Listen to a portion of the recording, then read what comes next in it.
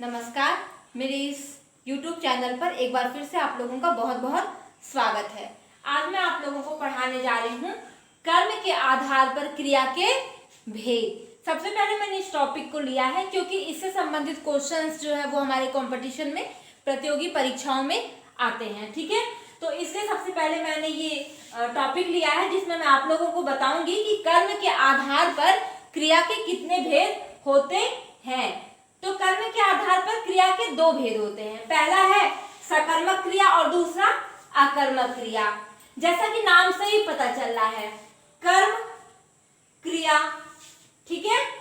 सकर्मक, स मतलब साथ, कर्म के साथ जो क्रिया होती है उसे सकर्मक क्रिया कहते हैं। और आ मतलब बिना, बिना कर्म के जो क्रिया होती है उसे हम अकर्मक क्रिया कहते हैं। ठीक है, सकर्मक मतलब कर्म के साथ क्रिया और अकर्मक मतलब कर्म के बिना क्रिया। ठीक है, अब हम ये जानेंगे कि सकर्मक क्रिया किसे कहते हैं। ठीक है, सबसे पहले ये जानना जरूरी है कि कर्म क्या होता है।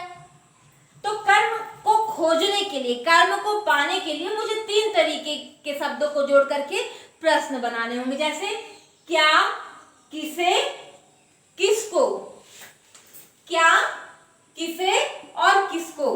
ठीक है, किसी भी प्रश्न में इन तीन शब्दों में से एक शब्द लगाने पर उत्तर में जो प्राप्त होता है वही हमारा कर्म होता है या फिर क्रिया का प्रभाव जिस पर पड़ता है। ठीक है, जैसे राम ने रावण को मारा। राम तो कर्ता हो गया, इसमें कोई संदेह नहीं है। ठीक है, और मारना हमारी क्या हो गई, क्रिया हो गई। ठीक है, राम कर्ता हो गया और मारना हमारी क्रिया हो गई। अब हम कर्म खोजेंगे, तो कर्म को खोजने के लिए हमें इन तीनों में से एक चीज लगा करके उत्तर प्राप्त करना होगा। तो उत्तर में जो मिलेगा वही कर्म होगा। जैसे राम ने क्या मारा, नहीं, स्पष्ट नहीं हो रहा है। राम ने किसको मारा, राम ने किसको मारा, तो उत्तर मिलेगा राम ने रावण को मारा। तो रावण हमारा क्या हो गया, कर्म हो गया। तो हमें इस वाक्य में कर्म मिला, तो मतलब ये कौन सी क्रिया है, ये सकर्मक क्रिया है। ठीक है, ये सकर्मक क्रिया है। सीमा ने मीना को बुलाया। सीमा ने किसको बुलाया, मीना को बुलाया। तो उत्तर में क्या मिला, मीना। तो कर्म हमारा क्या हो गया, मीना हो गया। और बुलाने का प्रभाव किस पे पड़ रहा है, बुलाने से कौन आ रहा है, बुलाने से मीना आ रही है, बुलाने का प्रभाव मीना पर पड़ा। ठीक है, तो इसलिए मीना हमारा कर्म हो गया। श्याम ने अमरूद खाया। श्याम ने क्या खाया, श्याम ने अमरूद खाया। तो ये जो अमरूद है ये हमारा क्या हो गया, कर्म हो गया। अब खाने का प्रभाव अमरूद पर पड़ रहा है। प्रभाव पड़ता है तो कोई चीज कम या ज्यादा होती है। तो जब अमरूद खाया जाएगा तो अमरूद क्या होगा, खत्म होगा ना। तो अमरूद पर प्रभाव पड़ रहा है। ठीक है, तो इस तरीके से हम समझ रहे हैं कि ये हमारा सकर्मक क्रिया है। अब आते हैं सकर्मक क्रिया के भेद। सकर्मक क्रिया के कितने भेद होते हैं, सकर्मक क्रिया के दो भेद होते हैं। ठीक है, अब कर्म के आधार पर क्रिया के दो भेद होते हैं, तो सकर्मक क्रिया के कितने भेद होते हैं, दो भेद होते हैं। पहला है एक कर्मक क्रिया और दूसरा है द्विकर्मक क्रिया। एक कर्मक क्रिया मतलब जिसमें एक कर्म हो और द्विकर्मक मतलब जिसमें दो कर्म हो। जैसे मीना ने कहानी सुनाई, ये अकर्मक क्रिया है या सकर्मक क्रिया है, ये जानने के लिए हम वही चीज फिर आ जाएंगे, क्या, किसे और किसको उत्तर लगाएंगे। तो मीना ने क्या सुनाया, मीना ने क्या सुनाया, कहानी सुनाई। तो कहानी क्या हो गया, हमारा कर्म हो गया। सुनाने का प्रभाव कहानी पर पड़ रहा है। ठीक है, तो ये हमारा क्या हो गया, सकर्मक क्रिया हो गया। लेकिन एक कर्म मिला इसमें, क्या सुनाई, कहानी सुनाई। ठीक है, एक कर्म मिला। लेकिन इसी सेंटेंस को अगर हम लिखते हैं मीना ने सीमा को कहानी सुनाई, तो मीना ने क्या सुनाई, कहानी, एक कर्म हो गया। किसको सुनाई, सीमा, दो कर्म हो गए। इसमें दो कर्म मिले। ठीक है, इसमें दो कर्म मिले तो द्विकर्मक हो गया। इसमें एक कर्म मिला तो ये एक कर्मक हो गया। तान्या ने कलम दी, तान्या ने कलम दी।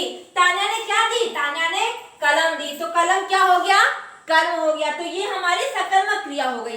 अब अगर पूछ ले सकर्मक में ये कौन सा कर्मक है, एक कर्मक है या द्विकर्मक है, तो एक एक कर्म प्राप्त हुआ है ना, तो ये एक कर्मक क्रिया है। अब द्विकर्मक में देख, तान्या ने कलम दी, तो तान्या ने किसको कलम दी? मान्या को कलम दी, एक कर्म मिला।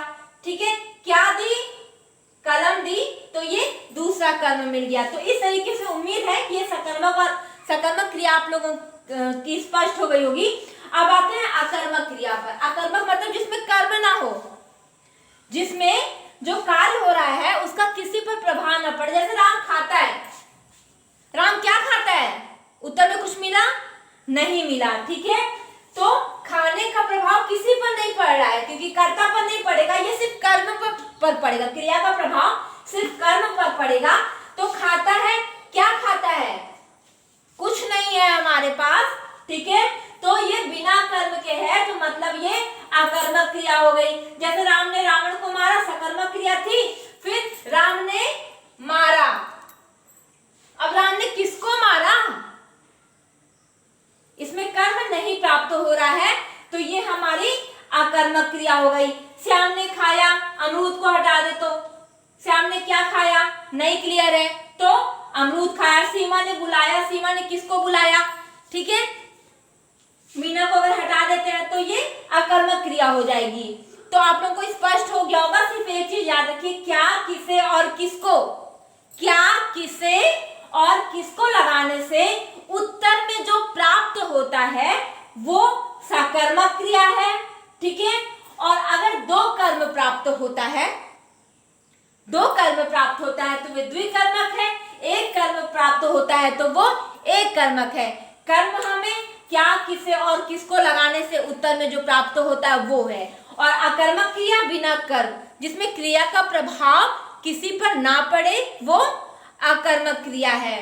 तो मुझे उम्मीद है कि मेरा ये वीडियो आप लोगों को पसंद आया होगा। बहुत ही कम समय में मैंने इसे समझाने की कोशिश की है।